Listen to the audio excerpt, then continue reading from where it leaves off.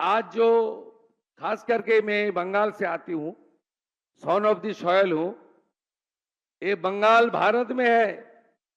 इसके सबसे बड़ा डिसीजन इस असेंबली में ही हुआ था। ये नहीं होता तो पिछले क्या था, आने वाला दिन क्या होगा, वो तो बाद में है। आज जो हम भारत माता के चरण में हम लोग का आश्रय मिला है, ये पूरा श्रेय असेंबली का है। डॉक्टर श्यामा प्रसाद मुखर्जी का है। उनकी 125वां जन्म जयंती 6 तारीख है। उसको मैं मेरा दिल से नमन और वंदन करता हूं। और श्यामा प्रसाद मुखर्जी नहीं रहता तो हम लोग आज इतना भाषण देने का काम, चुनाव लड़ने का काम, जीतने का काम, राजनीति करने का काम हम लोग को मौका नहीं मिलता। ये हमारी आज का ये ओरिएंटेशन कैंप में सबको स्वीकार करना चाहिए। दूसरा, मैं तो डेली 5 बार आपका सामने बोलता हूं।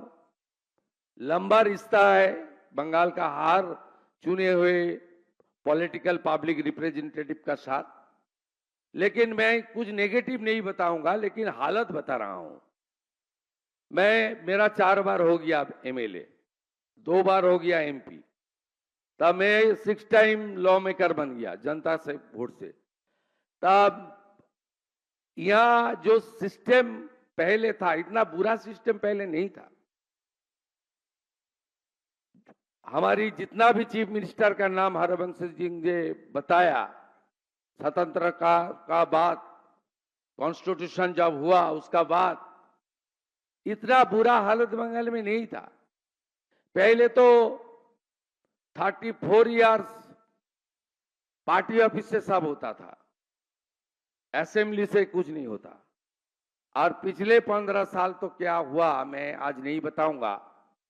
ये एलओपी है, सब है, हम लोग एक साथ चल रहा है, अभी खड़ा करना है।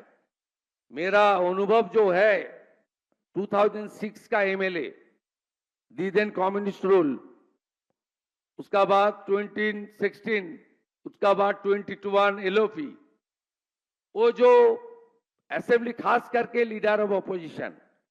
आप ये कोई निंदा का बात नहीं है, अपना असेंबली का, आपका राज्यों का कोई निंदा करने का कोई चीफ मिनिस्टर का शोभा नहीं होता है।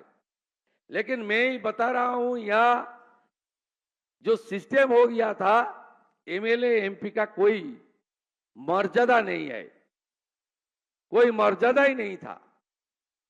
एक बीडीओ, एक थानादार, वो एमएलए का फोन भी नहीं पकड़ता था। हर डिस्ट्रिक्ट में दिशा कमेटी का मीटिंग भी नहीं होता था। कोई सरकारी कार्यक्रम, स्टेट गवर्नमेंट और central government, foundation stone laying, inauguration, उसमें आप लोग को इनविटेशन नहीं मिलता था। स्वतंत्रता दिवस, रिपब्लिक डे, स्वामी विवेकानंद जी का जन्मदिन, कवि गुरु रविन्द्रनाथ टैगोर जी का जयंती, बंगाल में सरकार की एक्सचेकर से जो कार्यक्रम होता था, उसमें कोई विधायक, कुछ विधायक को मिलता था, उनका पॉलिटिकल आइडेंटिटी को देखते हुए उनको इनविटेशन मिलता था। ये ठीक नहीं है। चुनाव होगा, चुनाव के दौरान पॉलिटिकल फाइट होगा।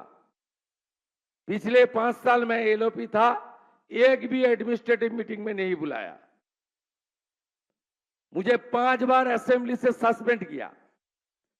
60 महीने के अंदर 11.5 महीने असेंबली का बाहर एलओपी था। हर बजट सेशन, इंपॉर्टेंट सेशन जब आता था, उसको सस्पेंड कर दो, उसको सस्पेंड कर दो। इस तरीके से हालत था। लेकिन आज हालत बदल गया, जनता ने बदल दिया, पूरा मौसम बदल गया। मैंने 5 बार ये 1.5 महीने में एडमिनिस्ट्रेटिव रिव्यू मीटिंग किया, सब एमएलए को बुलाया, मेरा पार्टी का एमएलए लोग को भी बुलाया, ऑपोजिशन का एमएलए लोग को भी बुलाया। बजट हुआ हमारा, रूलिंग पार्टी का एमएलए का काम भी बजट में है, ऑपोजिशन का काम भी बजट में हम लोग रखा है। एक साथ बंगाल को खड़ा करना चाहिए। स्पीकर साहब मुझे बोल रहा था मंच पर, ये शुभेंदु जी बंगाल में पहले जैसे माहौल था वो बना दीजिए। इसमें इतना हाई रीच ह्यूमन रिसोर्स है, ये हमारी डिवोशनल कैपिटल है, श्री चैतन्य देव स्वामी विवेकानंद की भूमि है। इसको ये एडुकेशन हब है, ये इंडस्ट्री का हब है। यहां प्रकृति मां भगवान ने सब दिया है, इतना रॉ मटेरियल, इतना अच्छा गंगा माता, इतना बड़ा बे ऑफ बंगाल समुंदर, इतना खूबसूरत टाइगर हिल, इतना अच्छा हमारी फॉरेस्ट, इतना बड़ा बड़ा राजमार्ग, इतना अच्छा रेलवे कनेक्टिविटी, इतना बड़ा state. It's a gateway of entire north eastern, not only the north eastern, Nepal, Bangladesh, Bhutan, the neighbouring country, सब इस स्टेट के ऊपर डिपेंड करता है। इतना अच्छा अच्छा हमारी सी पोर्ट है, रिवर पोर्ट है, इतना मौका है, इतना हाई स्किल्ड पीपुल है, इतना ह्यूमन रिसोर्स में क्वालिटी है। जितना भी नोबेल मिला है देख लीजिए, सब बंगाल से आता है। इसको खड़ा करना चाहिए, मजबूत करना चाहिए। इसलिए प्रधानमंत्री नरेंद्र मोदी जी का जो आवाज, विकास भी होगा, विरासत भी होगा, यही अगले दिन बंगाल में लेकर जाना चाहिए। स्पीकर साहब मुझे एडवाइस किया है, वो बहुत अनुभवी नेता है, मेरा बड़ा भाई है, मुझे गाइड करता है। आने वाला दिन में बंगाल में डेमोक्रेसी को अच्छा मजबूत करना, पार्लियामेंट्री सिस्टम को अच्छा करना और हमारी एमएलए लोग को बहुत पॉपुलर बनाना, सरकार का साथ जोड़ के काम करना, ये सब में हम लोग काम करेगा। और हमारी असेंबली में बहुत सारा काम करना है। हम लोग आने का बाद में स्पीकर साहब को रिक्वेस्ट किया था, लाइव कर दीजिए ना, जिसको जो बोलना है जनता को देखने दीजिए ना, कि कौन क्या करता है, हम लोग क्या कर रहा है, देखने दीजिए। लाइव चालू हुआ, लाइव नहीं था। ये तो शर्म का बात है। पूरा आपका लोकसभा सेक्रेटेरिएट यहां है, दूसरा बड़ा बड़ा प्रदेश का स्पीकर साहब लोग है, यहां अभी भी वोटिंग होता है पेपर में, इलेक्ट्रॉनिक्स वोटिंग में थिंग आर नॉट फंक्शनिंग। ये अच्छा बात नहीं है। सब लोग सुन रहा है, लाइव कर रहा है, इसको सुधारना चाहिए। असेंबली इंफ्रास्ट्रक्चर,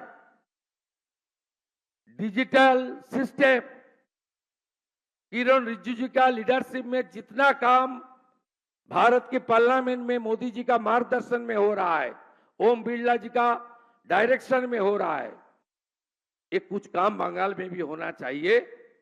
इसलिए बंगाल असेंबली, उनका लाइब्रेरी, उनका म्यूजियम, उनका इंफ्रास्ट्रक्चर, उनका सब जनता ओरिएंटेड होना चाहिए। बाबा साहेब आंबेडकर जी ने एक संविधान दिया है, जो हमारी फाइनल वर्ड है, उसमें 3 लाइन है, for the people, by the people, of the people, not for the party, not by the party, of the party. एक साथ काम करूंगा इस ओरिएंटेशन कैंप में। इतना जल्दी में स्पीकर साहब और उनकी जो डिपार्टमेंट है उन्होंने अरेंजमेंट किया। कुछ भूल होगा तो थोड़ा आप लोग कंसीडर कर देना।